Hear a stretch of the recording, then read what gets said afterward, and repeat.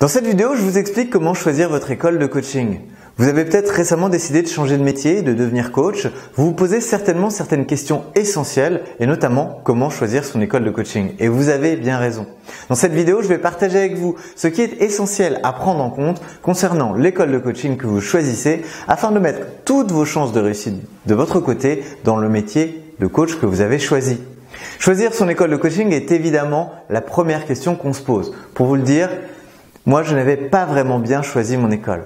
Non pas que l'école de coaching que j'avais choisie n'était pas une bonne école, là n'est pas le problème. C'est surtout que cette école ne proposait pas ce qui m'aurait réellement aidé à démarrer sans tous les peurs et tremblements qu'on peut vivre quand on décide de se former au coaching et de lancer son activité de coach indépendant.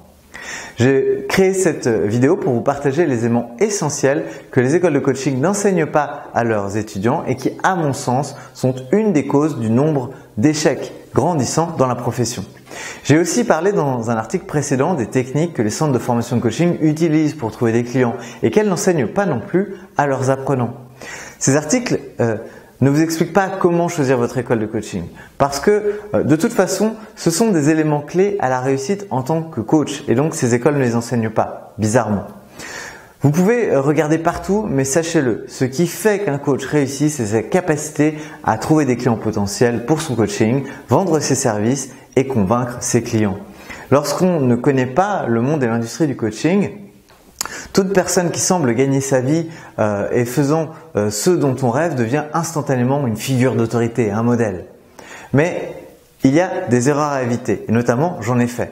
Quand j'y repense, les critères que j'avais pris en compte à l'époque pour choisir mon école de coaching étaient est-ce que cette école de coaching est près de chez moi, quand commence la prochaine session de formation de coaching ou encore depuis quand existe cette école. Et en rétrospective, ces questions ne sont pas centrales du tout, même si elles mettaient surtout en avant l'aspect pratique qui est parfois incontournable. Je pensais à l'époque que toutes les écoles de coaching se valaient.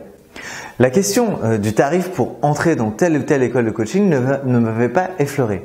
Pourquoi ? Parce que de toute façon, lorsqu'on se forme à un nouveau métier, on ne regarde pas à la dépense. Et c'est particulièrement le cas quand on veut choisir son école de coaching, parce qu'on est tout simplement obsédé par l'idée de réussir son changement de carrière et le lancement de son activité. Et c'est par ce biais qu'on est parti pour tout simplement gagner sa vie. Donc le coût de la formation proposée par l'école de coaching est souvent assez élevé, bien que finançable en partie dans le cadre d'une reconversion professionnelle.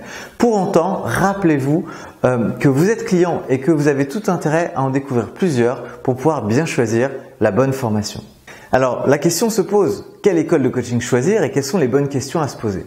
Si c'était à refaire, voici les questions que je me poserais pour bien choisir une école de coaching.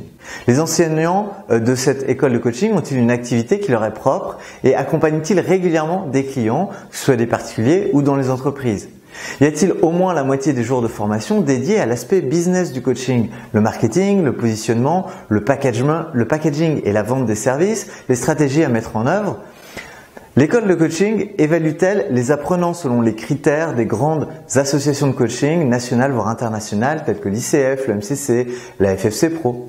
Combien coûtent les formations proposées dans les autres écoles de coaching environnantes? Ai-je une affinité avec les enseignants de cette école, le coaching et leur mode de fonctionnement? Me semble-t-il coller à mes valeurs et à ce qui est important pour moi dans mon apprentissage de ce nouveau métier? Une autre question est, cette école de coaching utilise-t-elle les dernières stratégies, outils et techniques aussi bien pour se faire connaître dans ses enseignements que avec ses stratégies de développement? Choisir son école de coaching, il y a un détail aussi important à prendre en compte. Une chose essentielle est que l'école de coaching est aussi une entreprise et qu'elles ont toutes des intérêts mercantiles avec pour objectif de vous vendre autant de formations, de spécialisations que possible, en plus de services annexes de type parution dans les annuaires de coach ou autre création de sites internet. La réalité est que la plupart des futurs coachs ignorent, c'est que ces services annexes ne sont pas ce qui va leur permettre de réussir dans leur future activité de coaching. Les écoles de coaching profitent juste d'avoir des apprenants qui boivent leur parole pour leur proposer des services et des formations supplémentaires qui ne vont probablement pas les aider. C'est triste, mais c'est souvent comme cela. Le coaching reste un business, c'est une réalité. Alors apprenez à affûter votre esprit critique. Le meilleur conseil que je puisse vous donner pour ne pas vous ruiner dans les écoles de coaching et vous laisser le temps de faire décoller vos affaires avant que vos économies s'épuisent sont les suivants. En sortant de votre école de coaching, pratiquez, pratiquez, pratiquez autant que vous le pouvez et surtout, commencez à vous faire payer, même des sommes symboliques. Ensuite, trouvez votre positionnement et qui sont vos clients privilégiés en étant aussi clair et précis que possible. Ensuite, apprenez à packager et vendre vos services en restant pleinement aligné avec vos valeurs. Et commencez aussi à mettre en place les stratégies en ligne qui construisent l'actif numéro 1 de votre activité, votre liste de contacts ciblés. Et vous, quel est votre avis au sujet des écoles de coaching? Avez-vous des conseils supplémentaires à ajouter pour aider les futurs coachs qui regarderaient cette vidéo et qui sortent de leur école de coaching sans être pleinement préparés? Je vous invite à partager vos remarques, questions et commentaires en dessous de cette vidéo, dans la zone destinée à cet effet. Je vous invite aussi à vous abonner à ma chaîne et à cliquer sur le pouce vers le haut ou vers le bas, que vous ayez aimé cette vidéo ou pas. L'important, c'est que je vous retrouve prochainement dans une nouvelle vidéo.